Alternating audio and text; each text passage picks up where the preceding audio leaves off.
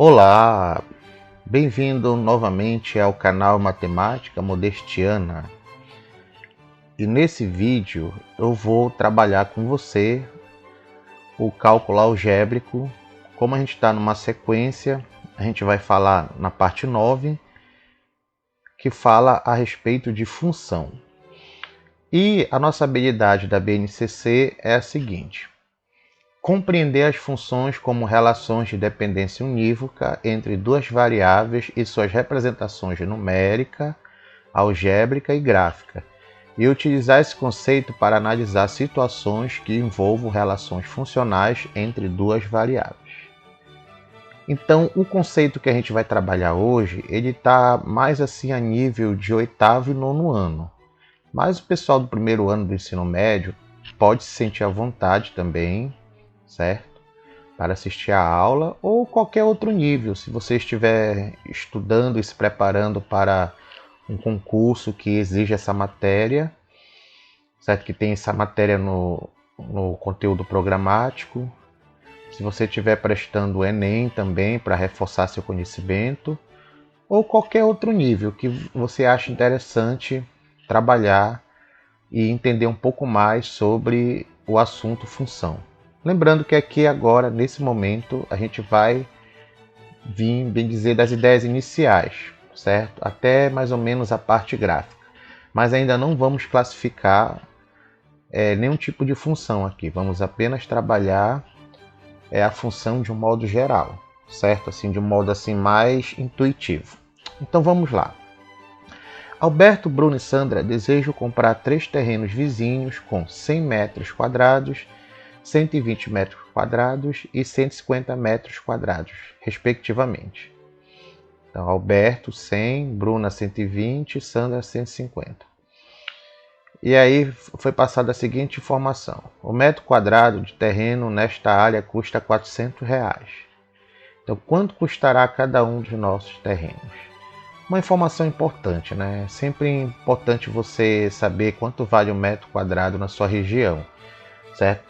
Mesmo dentro da sua região, ele pode variar de um local para o outro. Então, para saber quanto cada um pagará pelo terreno, podemos montar esta tabela. Então, o Alberto, ele quer 100 metros quadrados, a Bruna 120 metros quadrados e a Sandra 150 metros quadrados. Lembrando que o preço do metro quadrado é o mesmo para todos, deve ser, claro, na mesma localidade, R$400. E o preço do terreno que o Alberto vai pagar é R$40.000. O que a Bruna vai pagar é R$48.000. E o que a Sandra vai pagar é R$60.000. Levando em consideração todos os dados das situações acima, responda às questões. Então vamos lá. Quanto uma pessoa pagaria se desejasse comprar um terreno de 200 metros quadrados? Então você verificou que basicamente a gente multiplicou R$400 por 100, por 120, por 150, foi isso? Então a gente vai multiplicar também R$400 por 200 metros quadrados. E aí a gente tem a resposta de R$80.000, certo? Então, a pessoa que desejasse comprar um terreno de 200 metros quadrados, ela iria pagar R$80.000. A outra pergunta: o preço do terreno varia de acordo com o quê? Bom, varia de acordo com a área do terreno, né? Então, quanto maior o terreno aqui, pelo que a gente está vendo, maior é o preço do terreno. Escreva uma sentença que relacione a área e o preço do terreno. Bom, nesse momento, a gente já começa a ter a ideia do que vai ser função. Então, se considerarmos x a área em metro quadrado dos terrenos e y o preço em real, teremos a seguinte sentença: y igual a 400x. Olha só, sem ir muito longe ainda, nós temos duas grandezas que estão se relacionando: o preço do terreno e a área do terreno, né? É importante você observar o seguinte: quem depende de quem, certo? Você diz qual é a área que você quer, qual é a área que você pretende, e em cima dessa área é calculado o preço, né? Segundo as informações. Então você verifica que o preço ele depende do tamanho da área que você deseja adquirir, certo? Então a gente já pode começar a adiantar que o preço do terreno ele é dependente da área que você vai adquirir. Então o preço do terreno é uma grandeza, nesse caso, dependente, e a área é uma grandeza independente, certo? Então a gente já pode adiantar que o preço do terreno está em função da área do terreno que você vai adquirir. Então, qual é a área do terreno comprado por uma pessoa se ela pagou 90 mil reais? Então, ela disse, olha, paguei 90 mil reais num terreno aí. Vamos utilizar, claro, a sentença obtida no item anterior. Então, a sentença é essa. Então, a gente sabe que o valor de Y, no caso, que foi o preço que ela pagou, é 90 mil, é igual a 400 vezes x. Uma equação, certo? Que você geralmente começa a estudar no 7º ano. Então, 400 está multiplicando x, passa como divisor, certo? Fica 90 mil dividido por 400. E aí você pode utilizar algumas dicas práticas, alguns macetes, algumas técnicas, dependendo como o professor ensinou lá, simplificando os zeros, certo? E aí você vai ter que 90 mil dividido por 400 é a mesma coisa que 900 dividido por 4, que dá 225 igual a x. Mas o que significa esse 225? Justamente 225 metros quadrados. Foi a área do terreno que foi adquirido, certo? Pela pessoa que pagou 90 mil reais. Então nós já estamos basicamente tendo a ideia de função. Um pedreiro cobra 30 reais por metro quadrado de parede rebocada. Observe na tabela a seguir o valor que ele irá receber de acordo com a área das paredes que rebocar.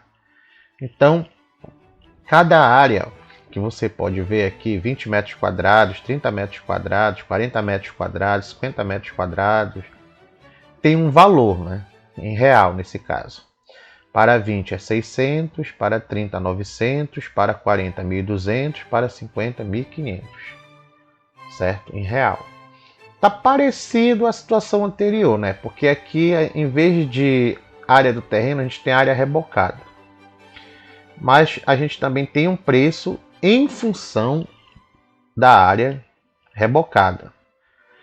Observe que cada área de parede rebocada determina um único valor a ser recebido pelo pedreiro. Olha que interessante, certo? Então, dependendo da quantidade que ele rebocar, ele vai receber um único valor, não é? Quando isso ocorre, podemos dizer que o valor que o pedreiro irá receber é dado em função da área de parede rebocada, certo? Então, o que a gente pode falar já? No exemplo anterior, a gente tinha o preço em função da área do terreno a ser adquirida. E aqui a gente tem o valor que o pedreiro vai cobrar em função da área que ele irá rebocar, em metros quadrados. Quando relacionamos duas grandezas e para cada medida da primeira grandeza corresponde uma única medida da segunda grandeza, dizemos que a segunda grandeza é função da primeira, certo? A gente está falando aqui, segunda grandeza seria aqui o preço, também no exemplo anterior seria o preço, e a primeira seria a área, nesse caso aqui rebocada, e no item anterior a área a ser adquirida do terreno. A gente também pode falar, daqui a algum tempo, a segunda grandeza seria a variável, a grandeza é dependente, né? E a primeira seria a variável, a grandeza independente. Então, como se forma uma função? Quando temos uma relação em que uma grandeza é função de outra, a correspondência entre cada valor de uma grandeza e cada valor da outra é expressa por uma sentença chamada lei de formação da função ou lei da função. Na situação anterior, se representarmos por y o valor em real a ser recebido pelo pedreiro e por x a área em metro quadrado de parede rebocada, a lei da função será y igual a 30 vezes x, certo? Então, y igual a 30 vezes x está representando variáveis, certo? Uma varia e a outra varia em função dessa que variou primeiro, né? Vamos entender assim. As grandezas valor a ser recebido pelo pedreiro e área de parede rebocada são chamadas variáveis da situação apresentada. O valor a ser recebido pelo pedreiro é a variável dependente, pois depende da área de parede que rebocar. A área de parede rebocada é a variável independente, pois podemos escolher um valor para essa variável. Então, lembrando, y igual a 30 vezes x. Y, nesse caso, a variável dependente e x, a variável independente. Aí nós temos uma outra notação para a função, que é mais usada, que é a notação da função f, representada por f de x. Observe a afirmação de Teresa. Meu carro consome 1 litro de combustível a cada 12 km rodados. Muito bem. 1 litro a cada 12 km rodados. O número de litros de combustível consumido é função da distância x percorrida. A lei dessa função é... Então, a gente vai dividir a distância por 12, certo? Vai me dar o número de litros de combustível consumido. Então, podemos também representar a lei de formação dessa função por, em vez de L igual a x sobre 12, a gente escreve, ó, f é uma função de x, certo? Que pode ser escrito assim, ó, f de x igual a x sobre 12. Nós lemos como f de x é igual a x sobre 12, ou x 12avos, mas eu gosto mais de falar, quando eu trabalho com meus alunos, de x sobre 12, certo? Mas você pode ter outras leituras aí com o seu professor. Nessa notação, a função foi representada por f.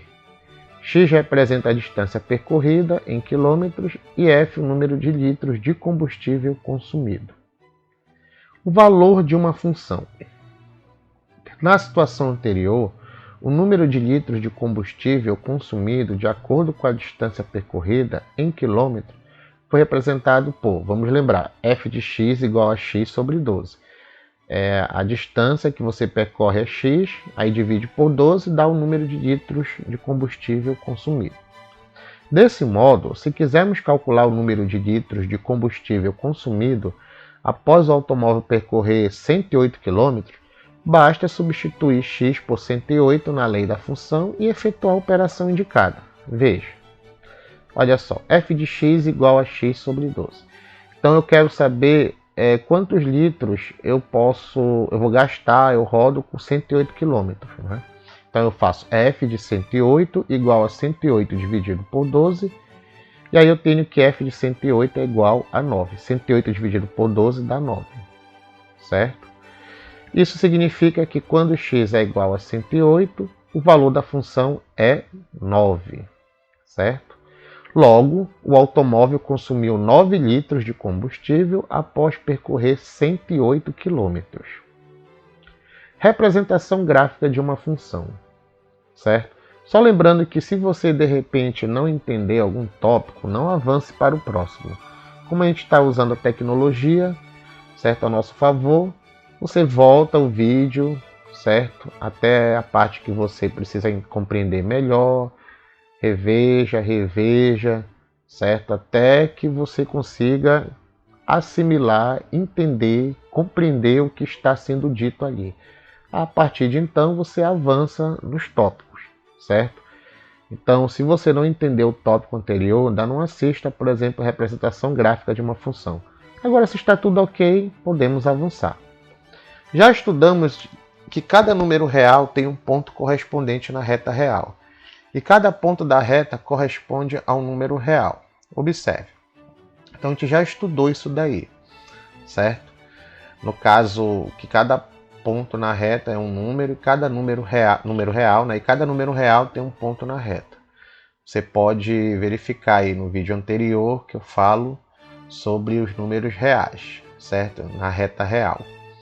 É só você fazer uma revisão caso você tenha dificuldade ou não lembre algum detalhe. Então vamos lá. Essa aqui é a reta real e eu estou representando nela alguns pontos, certo? Que são representações de números reais. Não tem como representar todos os números, certo? Isso daí é até um problema que, se você for trabalhar no ensino superior, a matemática, você vai gostar dos teoremas, dos enunciados, dos postulados, que envolvem essa parte de a quantidade de pontos na reta, a quantidade de números reais, certo? Enfim, então aqui eu representei alguns números reais, porque não tem como representar todos. Entre dois números reais sempre vai haver outro número real, né? Então, estudou também que podemos representar um par de números reais por pontos de um plano. Para isso, construímos um sistema de coordenadas cartesianas ou plano cartesiano. Certo? Como assim? Olha só. É como se eu tivesse duas retas reais. Só lembrando que eu não marquei todos os pontos, certo? Não tem como identificar, porque a quantidade de números reais é infinita. Entre dois números reais sempre há um número real, certo? Então é meio complicado você representar todos assim. Pelo menos aqui. A gente representa apenas alguns assim para ilustrar e deixar a compreensão melhor. Então, a gente representa uma função de modo geométrico assim, que a gente chama de representação gráfica. No eixo X, que é o eixo horizontal, certo? A gente vai colocar, vamos dizer assim, os valores da variável independente. E no eixo Y, que é o eixo vertical, a gente vai colocar os valores da variável dependente, ou então do que a gente chama de f de x, não é isso? Esse sistema consiste em duas retas perpendiculares, cujo ponto de interseção corresponde à origem do sistema, desse sistema de eixo, no caso, né? Onde elas se cruzam representa o ponto de origem, que está representado pelo zero, tanto na horizontal quanto na vertical, certo? Essas duas retas reais perpendiculares a gente vai chamar também de eixo, como eu falei agora há pouco, eixo X, eixo Y, certo? Como a gente falou, na verdade, né? Então temos que o eixo X é chamado eixo das abscissas. O eixo Y é chamado eixo das ordenadas, certo? Grave bem essa nomenclatura aí, porque existe às vezes algumas confusões a respeito de como se chama o eixo Y e o eixo X. Então vamos ver um exemplo. Veja como podemos localizar os pontos A, B, C, D, E, F, G e H no plano cartesiano. Então vamos lá. Localizei os pontos, certo? Ponto A, menos 3 no X, 3 no Y. Aí eu faço a união, certo? E a interseção dessas duas coordenadas, vamos dizer assim, é o ponto A. O ponto B, dê uma olhada aí na representação, é o 0 e o 5, não é isso? Está em cima do eixo Y. Por quê? Porque o eixo X é 0. Então, toda vez que o eixo X, que a coordenada do eixo X for 0, o ponto fica no eixo vertical, certo? Olha o ponto C, verifique o ponto C. Já é o contrário, né? Ele já está no eixo X. Por quê? Porque a coordenada do Y é 0. Então, quando o ponto tiver a coordenada no eixo Y igual a 0, é porque ele está no eixo X. Observe o ponto D. 5 no X, 2 no Y. Né? 5 de abscissa, 2 de ordenada. Então, ao encontro dessas, vamos dizer assim, coordenadas, eu tenho o ponto D. O ponto E, menos 5, menos 3, segue de modo análogo ao ponto A, D, certo? Só que aí já estamos mais em outra direção, vamos dizer assim, já estamos no que a gente chama de terceiro quadrante, não é? O ponto F, certo? 7 menos 5. O ponto G, olha só, parecido com o ponto B. Ele está na direção, ele está em cima do eixo Y, não é isso? 0 e menos 4. 0 no X, menos 4 no Y. E o ponto H é análogo ao ponto C. 3 no X e 0 no eixo Y. Então é muito importante você saber traçar esses pontos, porque depois, quando você precisar traçar, certo? Vamos dizer assim, geometricamente a função, você vai ter que saber primeiramente localizar os pontos da representação geométrica dela, do que a gente chama de gráfico, não é? Na verdade, gráfico é outro conceito, mas aqui a gente pode falar aqui de modo intuitivo não, de modo assim, que a gente usa na linguagem comum em sala de aula. A gente, na verdade, usa muitos erros às vezes na matemática. A gente fala assim, por exemplo, desenhar o gráfico, né? A gente fala traçar o gráfico, mas isso daí fica para quem for estudar a matemática lá no ensino superior, certo? Se o seu professor falar gráfico da função, não tem problema. Vamos traçar o gráfico, também não está errado, não tem problema. Está errado, mas lá no ensino superior a gente corrige isso daí. Então, avançando. Cada par ordenado x e y corresponde a um ponto de coordenadas x e y. E cada ponto corresponde a um par ordenado. Então, qualquer par ordenado que você colocar com números reais, claro, vai ter um ponto nesse, vamos dizer assim, plano cartesiano, né? E cada ponto que você marcar vai ter um par de números reais, certo? Par ordenado, no caso. Toda situação que permite expressar uma grandeza em função da outra pode ser representada em um plano cartesiano na forma de um gráfico. Vejamos as situações a seguir. Vamos à situação 1. A quantidade Q de água desperdiçada por uma torneira gotejando lentamente é função do tempo T. Veja na tabela valores de Q e T. Então, nós já temos os valores. Em 1 minuto, 7 ml. 1 minuto e meio, 10 mililitros e meio, 10,5 mililitros. Em 3 minutos, 21 mililitros. É importante você observar e ter uma reflexão, né? Que há torneiras que pingam a noite toda, né? Aí você vai verificar a questão do desperdício, né? Ah, mas não é só aqui em casa. Pois é. Se você for observar todas as casas, uma torneira pingando uma gota por noite, né? Todas as casas do mundo, vamos dizer assim, o quanto que vai ser desperdiçado porque está se pingando uma gota. Reflitam sobre isso.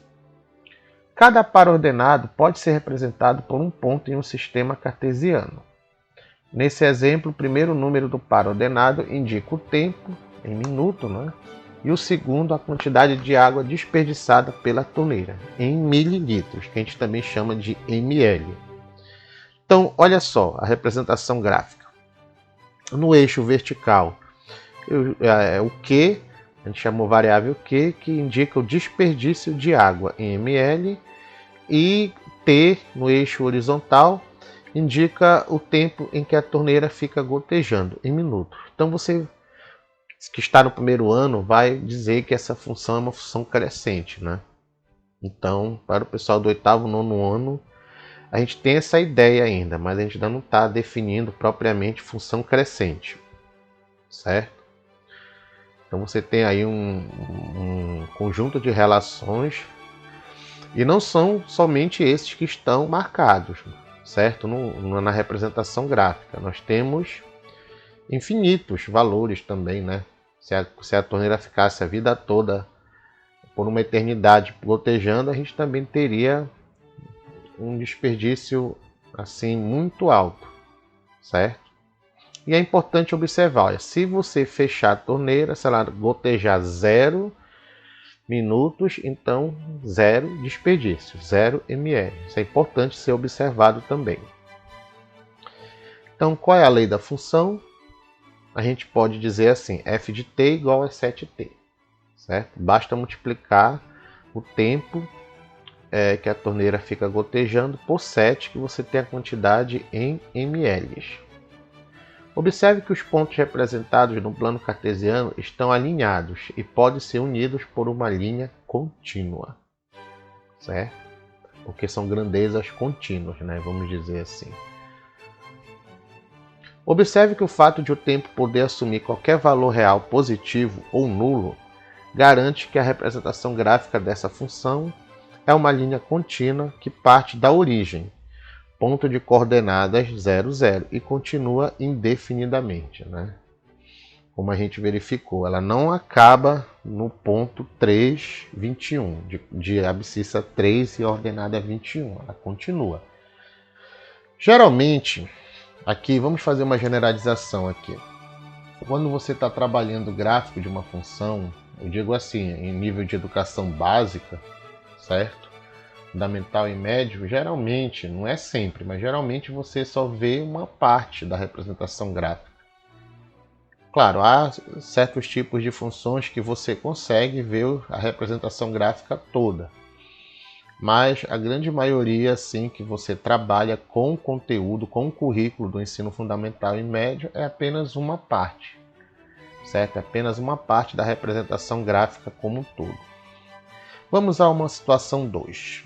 Beatriz elaborou uma planilha eletrônica que determina o quadrado de qualquer número real inserido nela.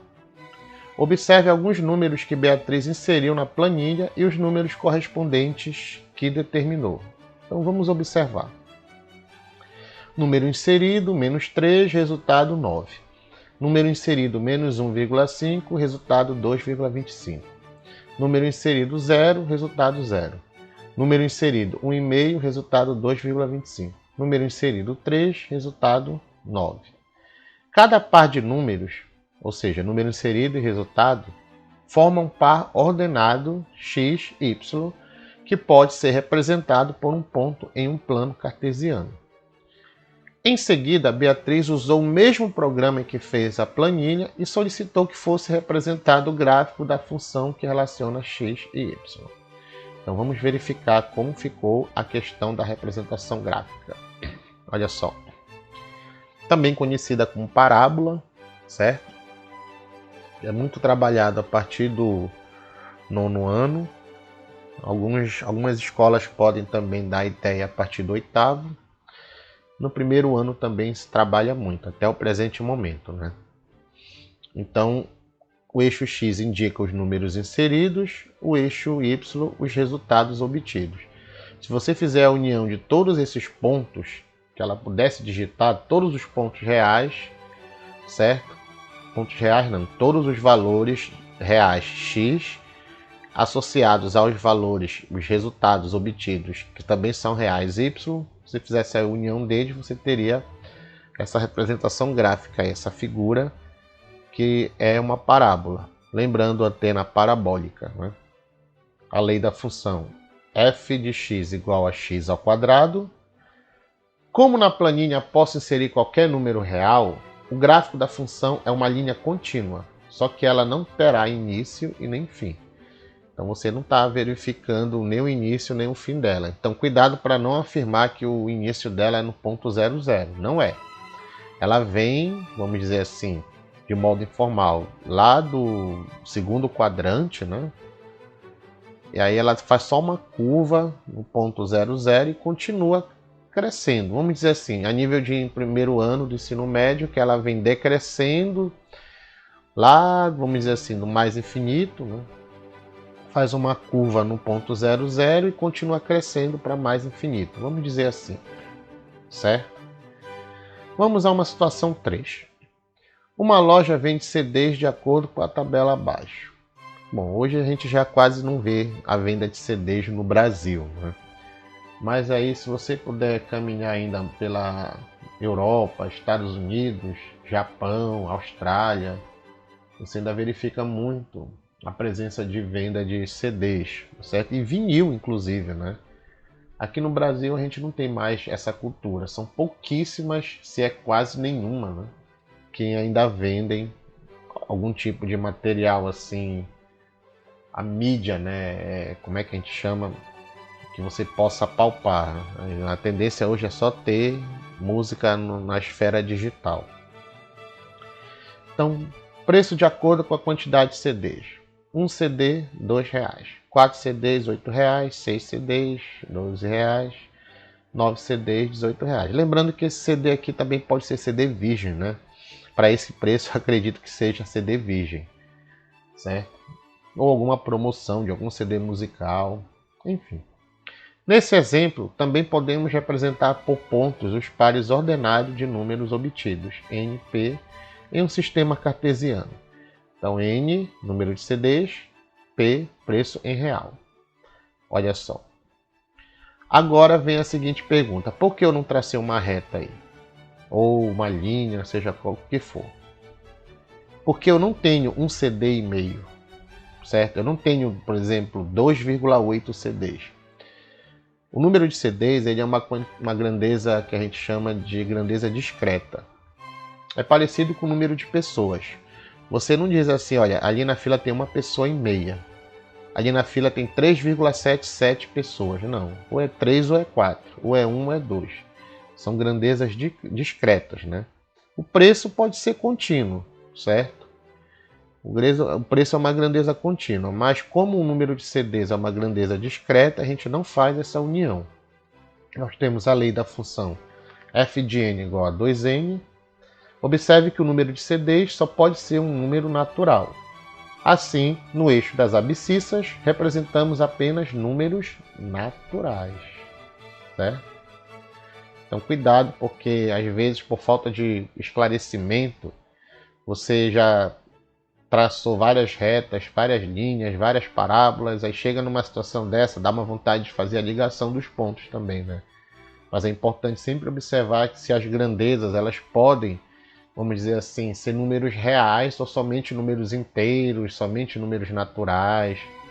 É muito importante você, né, na hora, pedir esse esclarecimento do professor, então verificar também a grandeza por si só, a natureza dela. Então observe que os pontos representados no plano estão alinhados, porém não podemos uni-los com uma linha contínua, certo? É o que a gente acabou de esclarecer aqui. E as nossas referências, certo? Da onde a gente tirou essas figuras, alguns exemplos, certo? Nós temos aqui as nossas fontes, não podemos deixar de citá-las, certo? É muito importante citar as referências, a fonte de tudo que a gente pode colocar na internet, certo? E se você gostou, a gente pede que você curta, certo? Não esquece de deixar aquela curtida aí, que ajuda bastante o YouTube indicar esse vídeo para outras pessoas, certo? Então ganha mais relevância também. Não esqueça de compartilhar com seus colegas de sala.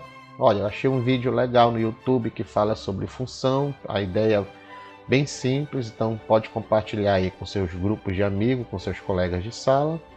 E se houver dúvidas, certo, assim, que dê para a gente responder de modo online, assim, você pode comentar, certo?